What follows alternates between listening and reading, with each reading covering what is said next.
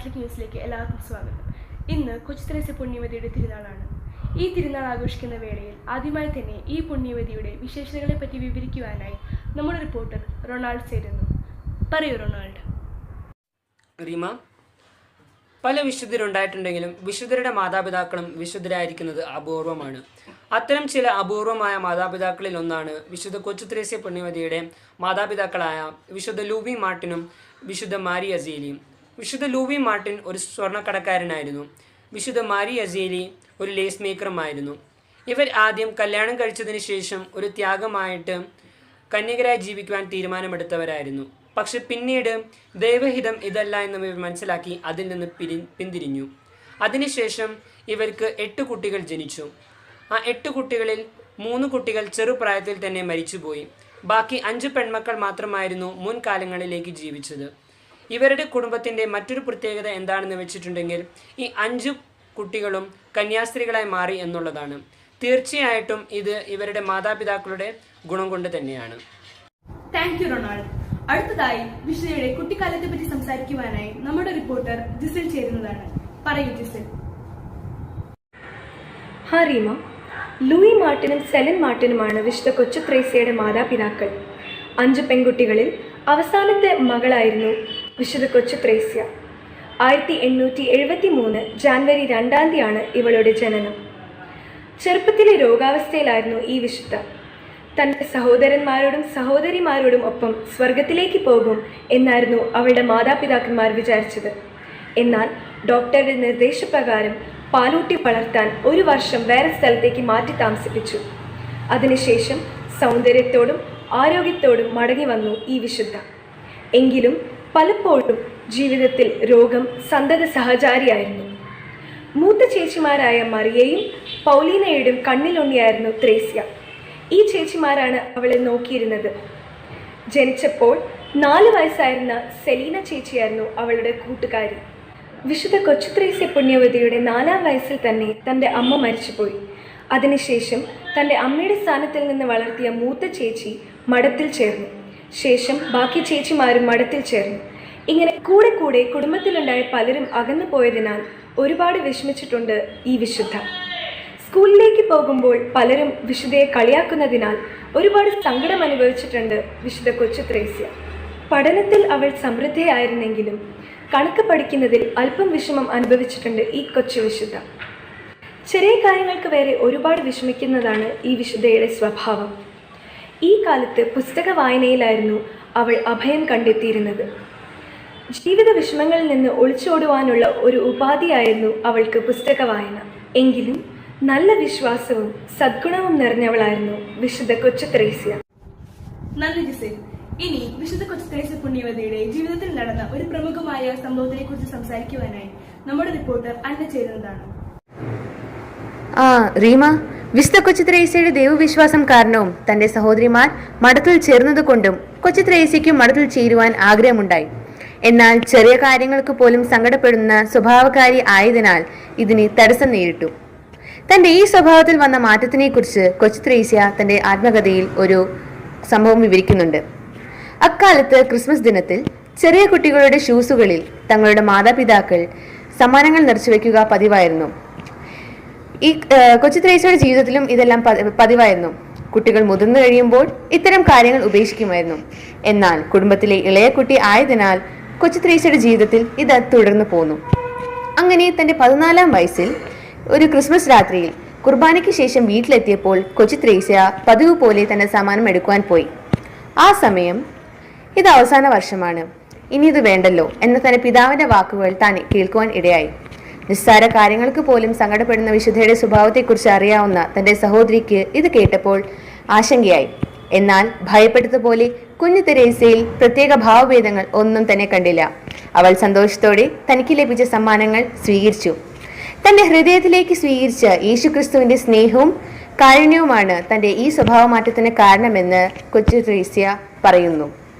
അടുത്ത വർഷം കൊച്ചു ത്രേസ്യ കർമ്മലീത്ത മഠത്തിൽ ചേർന്നു. ഈ കഥ അവളുടെ സ്വാർത്ഥമായ സ്വപ്നങ്ങൾക്കുമപ്പുറം മറ്റുള്ളവർക്കായി സ്വയം ശൂന്യമാക്കുവാൻ ആണ്. ക്രിസ്മസ് ആഘോഷിക്കുമ്പോൾ ഈ വിശുദ്ധയുടെ പോലെ നമുക്കുമാകുവാൻ ഈ കഥ നമ്മളെ പ്രചോദിപ്പിക്കട്ടെ. Thank you.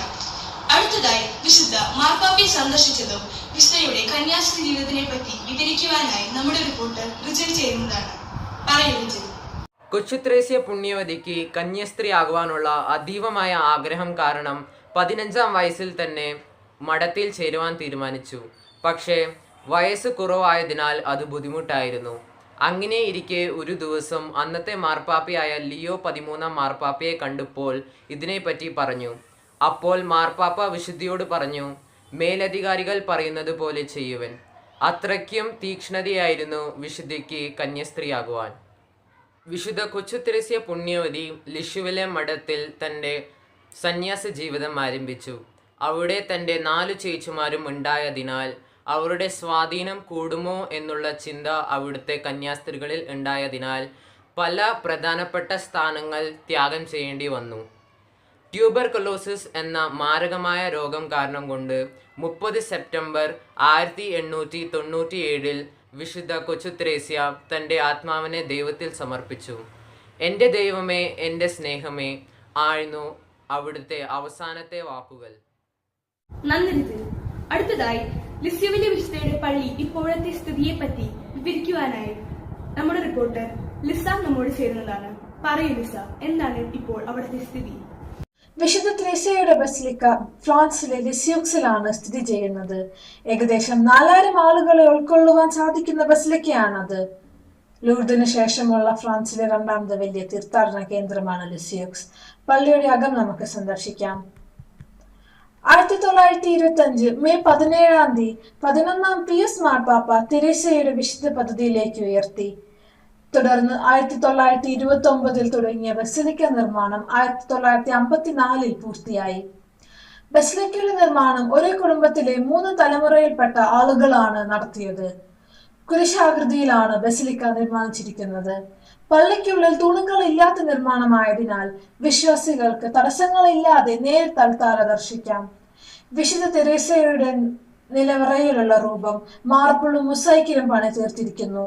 ഇന്നേ വരെ പള്ളി നല്ല ഭംഗിയായി സൂക്ഷിച്ചു പോരുന്നു. Thank you Lisa. അടുത്തതായി ചെറുപുഷ്പം മിഷൻ ലീഗിനെ കുറിച്ച് സംസാരിക്കുവാനായി നമ്മുടെ റിപ്പോർട്ടർ അഖിൽ നമ്മളോട് ചേരുന്നതാണ്. പറയൂ അഖിൽ. ഹലോ റീമ.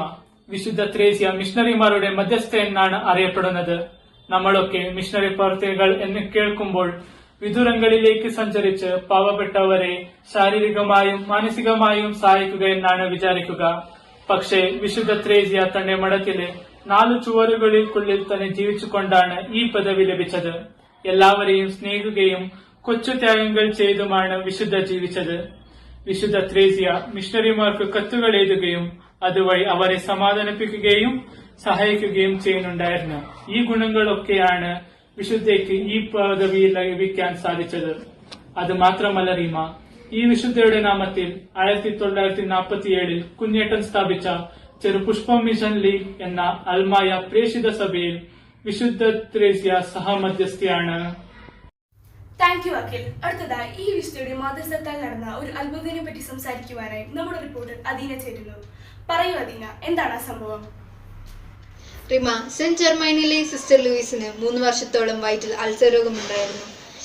ലിസ്യൂയിലെ വിശുദ്ധ ത്രേസ്യയോട് നിരന്തരമായി പ്രാർത്ഥിച്ചതിന്റെ ഫലമായി സിസ്റ്ററിന് രോഗസൗഖ്യം ലഭിച്ചതായി പറയുന്നു. 1916 സെപ്റ്റംബർ 10 സിസ്റ്റർ ലൂയിസിന് വിശുദ്ധ ത്രേസ്യയിൽ നിന്ന് ദർശനമുണ്ടായി. പിറ്റേ ദിവസം കുറെ കന്യാസികൾ രോഗിയുടെ മുറി സന്ദർശിച്ചപ്പോൾ കട്ടിലിന് മുകളിൽ പല നിറങ്ങളിലുമുള്ള റോസ് ദളങ്ങൾ കണ്ടെത്തുവാൻ സാധിച്ചു. കുറെ ദിവസങ്ങൾക്ക് ശേഷം 1916 സെപ്റ്റംബർ 22 സിസ്റ്റർ പൂർണ്ണ ആരോഗ്യതയായി. അടുത്തതായി ഈ പുണ്യവതിയുടെ പേരിൽ ആരംഭിച്ച ലിറ്റിൽ ഫ്ലവർ സൊസൈറ്റിനെ പറ്റിയുള്ള വിശദാംശങ്ങളുമായി നമ്മുടെ റിപ്പോർട്ടർ സച്ചിൻ ചേരുന്നു. പറയൂ സച്ചിൻ. റീമ, നമുക്കറിയാവുന്നതുപോലെ ലിറ്റിൽ ഫ്ലവർ സൊസൈറ്റി എന്നത് ക്രൈസ്തവ സഭയുടെ 36 വേദ പാരംഗതരിൽ ഒരാളായ കൊച്ചുത്രേസ്യ പുണ്യവതിയുടെ പേരിൽ സ്ഥാപിതമായ പ്രേക്ഷിത സംഘടനയാണ്. 1923 ഫാദർ ആൽബർട്ട് ഡോലാൻ ആണ് ഈ സംഘടന സ്ഥാപിച്ചത്. ലോകം മുഴുവൻ 5000-ലധികം വൈദികർ, സന്യസ്തർ, അൽമായ പ്രേക്ഷിതർ ഈ സംഘടനയ്ക്കായി പ്രവർത്തിക്കുന്നുണ്ട്. കാർമലൈറ്റ് സെമിനാരികൾക്ക് സഹായം നൽകുന്നതാണ് ലിറ്റിൽ ഫ്ലവർ സൊസൈറ്റിയുടെ ഏറ്റവും പ്രധാനമായ ജീവകാരുണ്യ പ്രവർത്തനം. കഴിഞ്ഞ 97 വർഷങ്ങളിലായി ലിറ്റിൽ ഫ്ലവർ സൊസൈറ്റി ആഫ്രിക്കയിലും ഏഷ്യയിലുമായി കുറേ അധികം ജീവകാരുണ്യ പ്രവർത്തനങ്ങൾ ചെയ്തിട്ടുണ്ട്. വിശുദ്ധരുടെ ജീവിതത്തിൽ നിന്ന് നമുക്ക് മനസ്സിലാക്കാൻ കഴിയുന്നത് ദൈവത്തിന്റെ സ്നേഹത്തിനെ പറ്റിയാണ്.